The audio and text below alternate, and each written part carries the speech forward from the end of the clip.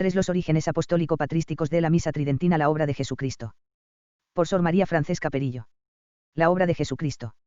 Es necesario y fundamental en el ámbito del estudio de la Sagrada Liturgia reconocer si el Señor Jesús haya establecido al menos implícitamente las grandes líneas del sistema litúrgico que se refieren a la sustancia del culto cristiano tras las huellas de la Quinate, que afirma que, per suam passionem Christas initiavit ritum Christianae religionis, se puede inmediatamente observar que fue Cristo aquel que inauguró el culto cristiano, iniciándolo de manera incruenta en la última cena para consumarlo en la sangre en el Calvario.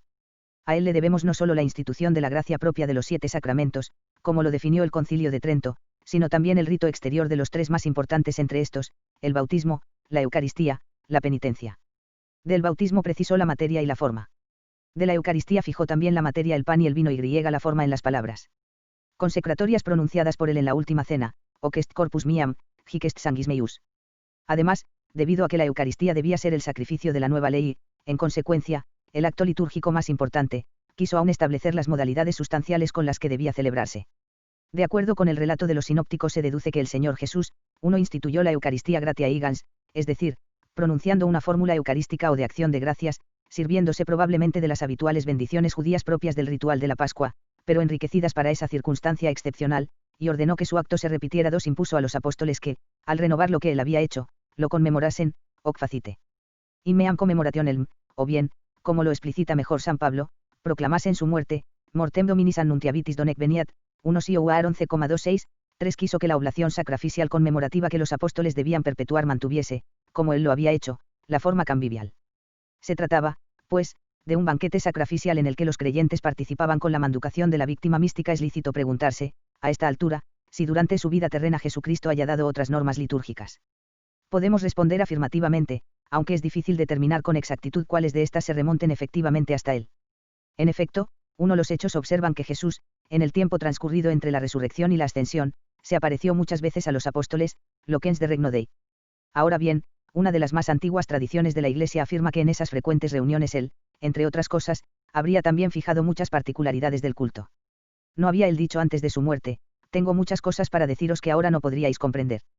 Eusebio refiere que Santa Elena edificó sobre el Monte de los Olivos una pequeña iglesia en una especie de cueva donde, según una tradición antigua, discipuli et apostoli, arcanis mysteriis initiati fuerunt. El Testamentum Domini, siglo V, sitúa a los apóstoles, en el día mismo de la resurrección, interrogando al Señor acerca de, cuniam canon, ail, stil. Qui ecclesiae praeest, debeat constituere et ordinare ecclesiam, cum modo sint mysteria ecclesiae tractanda, con cuál regla aquel que está a la cabeza de la Iglesia debe constituir y ordenar a la Iglesia, de qué manera deben ser tratados los misterios de la Iglesia, y Jesús responde explicándoles en detalle las distintas partes de la liturgia. Esta tradición es también recogida por San León, quien afirma que, los días transcurridos entre la resurrección y la ascensión no los pasaron ociosamente, sino que durante los mismos fueron confirmados los sacramentos y se les revelaron grandes misterios. Y Sisto V la recuerda en la Bula Inmensa, esa regla para creer y para rezar que Cristo enseñó a sus discípulos durante un lapso de 40 días, no hay ninguno entre los católicos que ignore que Él la ha confiado a través de ellos a su Iglesia para que fuese custodiada y desarrollada. B. El Papa San Clemente, discípulo de los apóstoles, 99, dirigiéndose por escrito a la comunidad de Corinto, se refiere, como ya lo hemos mencionado, a ordenanzas positivas del Señor acerca del orden a seguir en las posturas, en la gradualidad y en los momentos de la liturgia. C. San Justino, después de haber descrito todo el orden de la celebración eucarística, afirma que ésta se celebra en domingo, porque en ese día nuestro Señor, apostolis et discipulis visus, eadoquit, quae vobis quo que consideranda tradidimus. Quiere decir, por tanto, que las principales partes de la misa se las remontaba al magisterio de Cristo en el día de su resurrección. Concedamos de buena gana que la afirmación es genérica, pero tanto Justino como el Anónimo del Testamentum Domini reflejan claramente una tradición difundida, antigua y para nada inverosímil.